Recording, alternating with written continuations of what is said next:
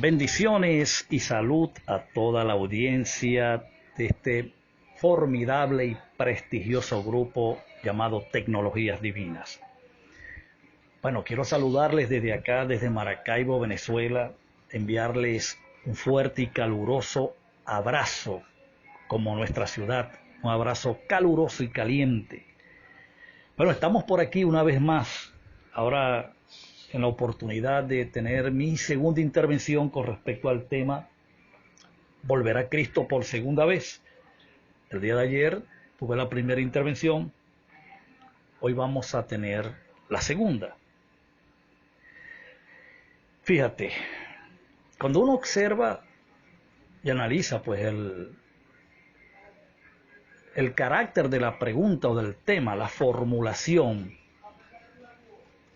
si a bien pues queremos decirlo, la formulación, la forma como se formula esta pregunta,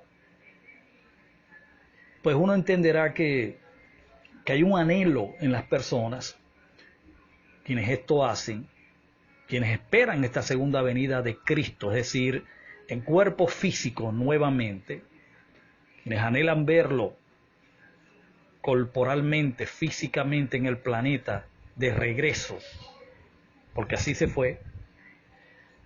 Obviamente se deja ver claramente el anhelo que tienen de ver a alguien pues que manifieste el amor, la bondad, sanando a centenares de miles de enfermos, paralíticos, leprosos, ciegos, sordos, mudos, muertos, resucitar, alimentar a cientos de miles con 3 pececillos y 2 panes, hablar el mensaje, predicar las buenas nuevas, hablar espíritu de vida, palabra de vida, transformar, abrir el entendimiento.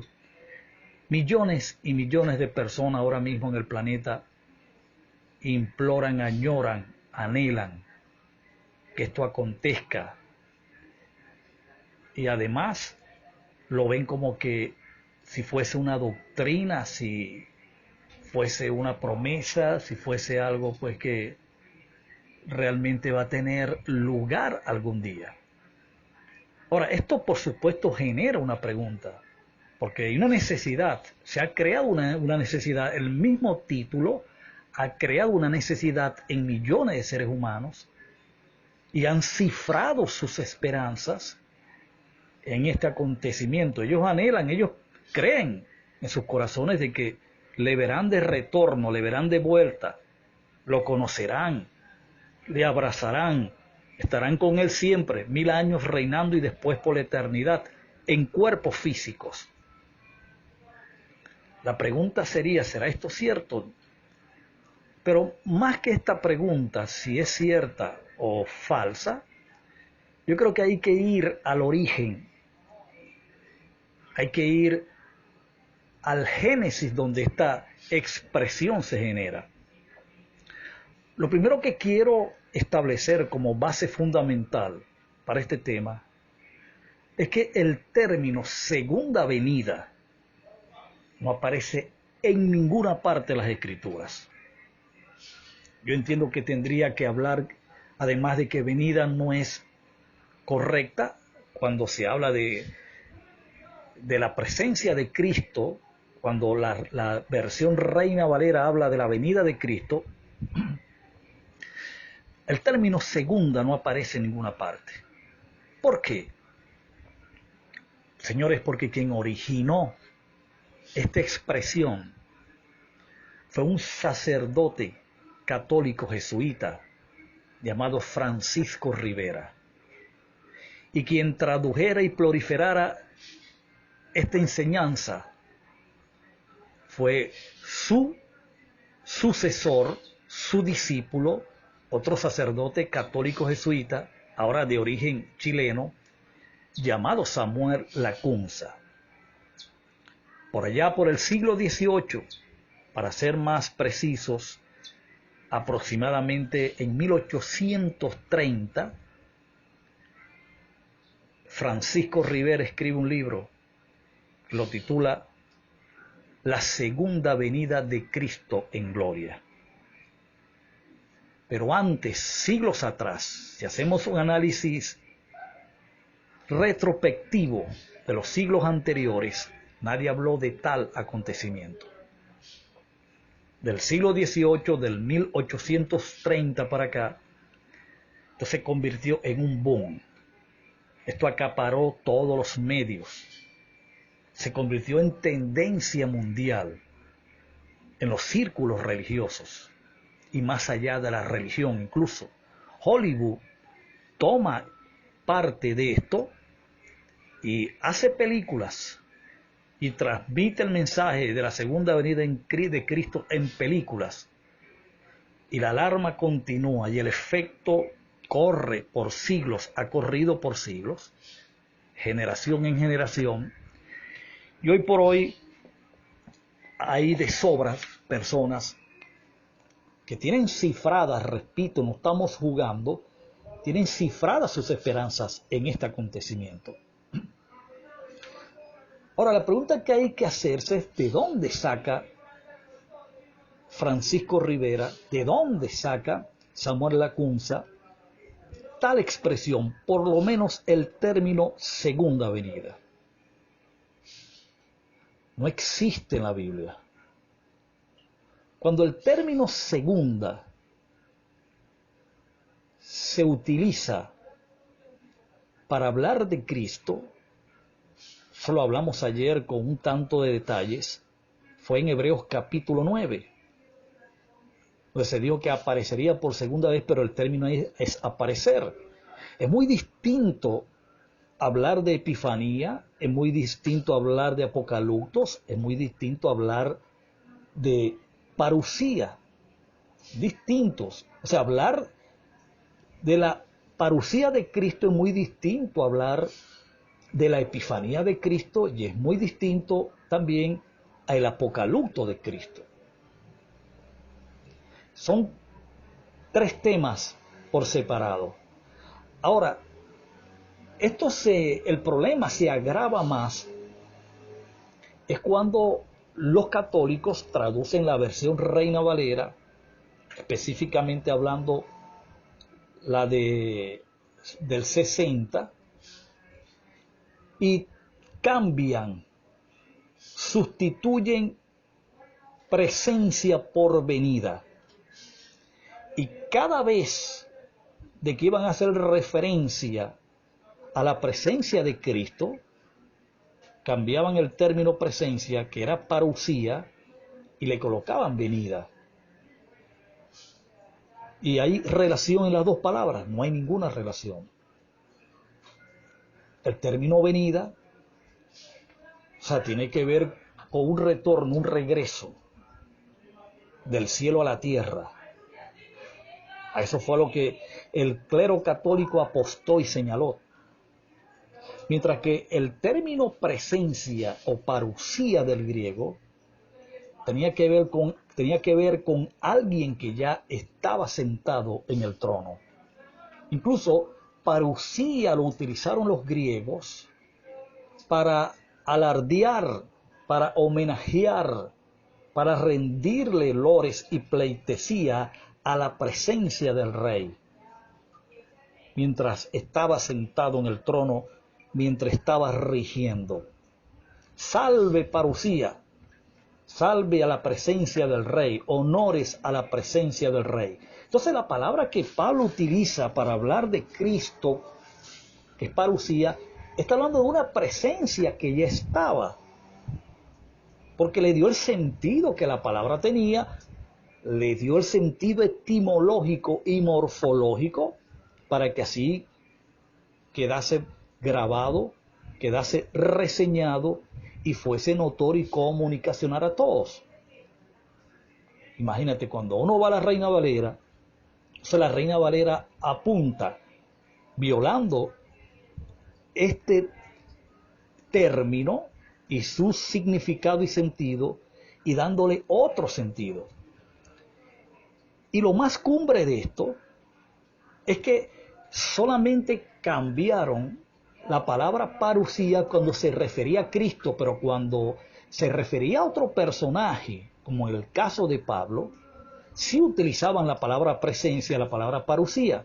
Por ejemplo, en Filipenses capítulo 2, versículo 11, si bien recuerdo, Pablo, y en otra parte, no recuerdo las escrituras, escribiendo una de sus cartas, le dice a sus destinatarios, a sus audiencias, porque así como en mi presencia, parusía, fuisteis leales, te comportaste correctamente, también lo sea en mi apusía, es decir, en mi ausencia. Fíjate que usa los antónimos, usa presencia mientras Pablo estuvo, la iglesia de Filipo, y creo que también los corintios, tuvieron una actitud distinta a la que Pablo tuvo en su ausencia. De manera que se está hablando del mismo término, se está hablando de una presencia consumada, estando en el lugar, y no algo que iba a venir, que iba a ocurrir, como el caso de venida.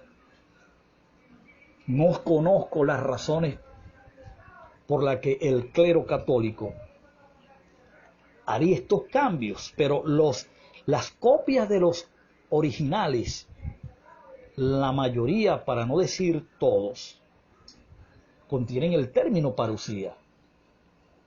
¿Qué motivaría al clero católico a reseñar en sus traducciones, que son muchas, 113, sustituir el término presencia por venida? No lo sabemos. Lo que sí sabemos, lo que sí es muy, pero muy notorio, lo que sí es real y verdadero, es que cuando usted conoce la verdad,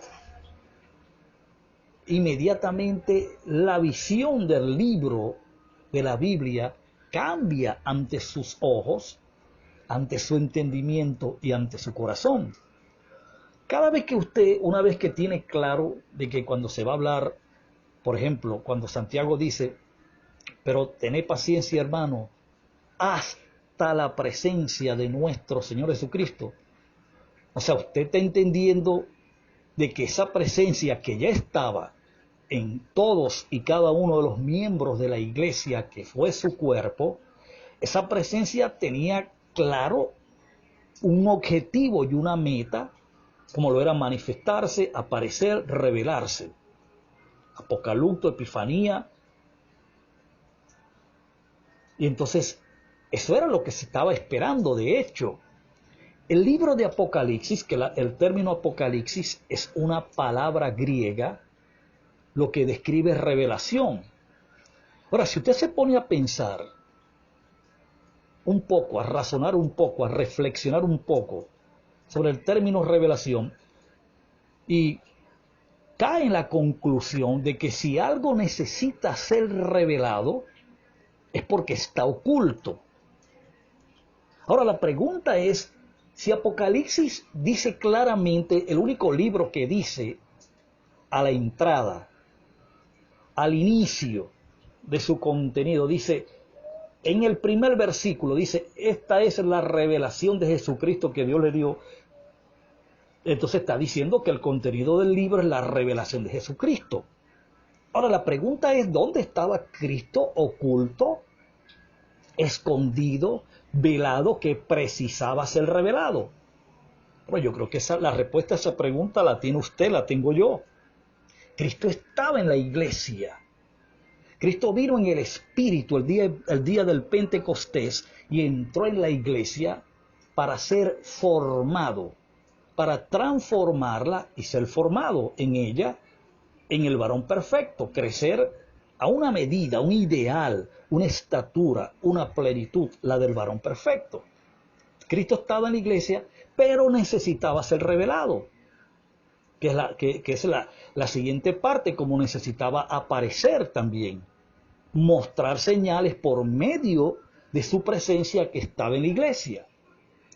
Esta es la razón también por la cual usted va a entender ahora que cuando Pablo en aquel entonces, Saulo, iba camino a Damasco, autorizado por los principales sacerdotes a apresar, a violar, a maltratar, a torturar y hasta asesinar a todos los que predicasen el camino, es decir, el mensaje del reino que contenía la iglesia, su cuerpo, ¿Cuál fue la sorpresa que Pablo se lleva cuando iba camino a Damasco?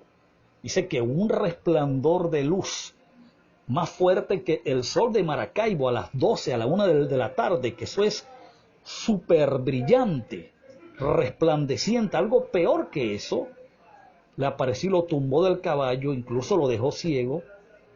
Y la pregunta o la primera voz que Pablo y los que con él estaban escucharon fue: Saulo, Saulo, ¿por qué me persigues? Ahora, si yo estuviese allí en el lugar de Pablo o estuviese acompañando a Pablo en ese momento, yo me hubiese preguntado, bueno, por un momento, si Pablo no está persiguiendo a esa luz que parece sin duda alguna que es Dios. Pablo no estaba persiguiendo a Dios y él dice: yo soy a Jesús de Nazaret a quien tú persigues. Pablo no estaba persiguiendo a Cristo. ¿Por qué Cristo dice que lo estaba persiguiendo? Porque estaba persiguiendo a su cuerpo. A partir de esa revelación, de esa luz, de ese entendimiento que Pablo extrae y que el eterno Yeshua le enseña, le muestra, usted va a ver en las cartas de Pablo hablar de parusía. ¿Por qué de parusía? Porque Pablo entendió que la presencia innata de Cristo estaba en quienes él perseguía y maltrataba. A partir de ese momento, Pablo fue el mejor apólogo, el mejor apologético, hizo la mejor apología de la presencia de Cristo con respecto a la parusía en la iglesia. Pablo pudo entender que la iglesia era la presencia de Cristo porque la iglesia era su cuerpo. Y ese es un misterio, un secreto que aún hoy, en pleno siglo XXI, 20 siglos después, la mayoría no ha entendido ese principio corporativo, que toda la visión profética de Dios enmarcada dentro de su propósito y de su plan redentivo, al momento de cruzar la cruz, se hizo corporativa. Pedro no pudo entender eso, y usted ve a Pedro alabando el manejo, la precisión y exactitud que Pablo tuvo al entender y decodificar ese secreto, ese misterio que estuvo oculto en todas las generaciones anteriores, pero a través del apostolado que Pablo recibe, de esa visión apostólica, Pablo extrae esos códigos, los decodifica, extrae el entendimiento y lo transmite a través de ¿qué? De la impartición apostólica, para abrir el entendimiento de quienes fuesen sus audiencias, de que Cristo estaba en la iglesia, su presencia estaba en la iglesia era su presencia, la iglesia era su parusía. Pero en ninguna parte usted va a escuchar de segunda venida, porque no existe, como tampoco existe la palabra venida. Entonces, ya para ir cerrando, el clero católico ha sido un factor incidente en el engaño de los círculos cristianos evangélicos. Yo estuve 13 años ahí, yo sé de lo que te estoy hablando. Por eso yo soy uno de los que afirma que el mundo evangélico es un derivado del catolicismo. Porque ¿qué ha hecho el mundo evangélico por 100, 200, 250 años?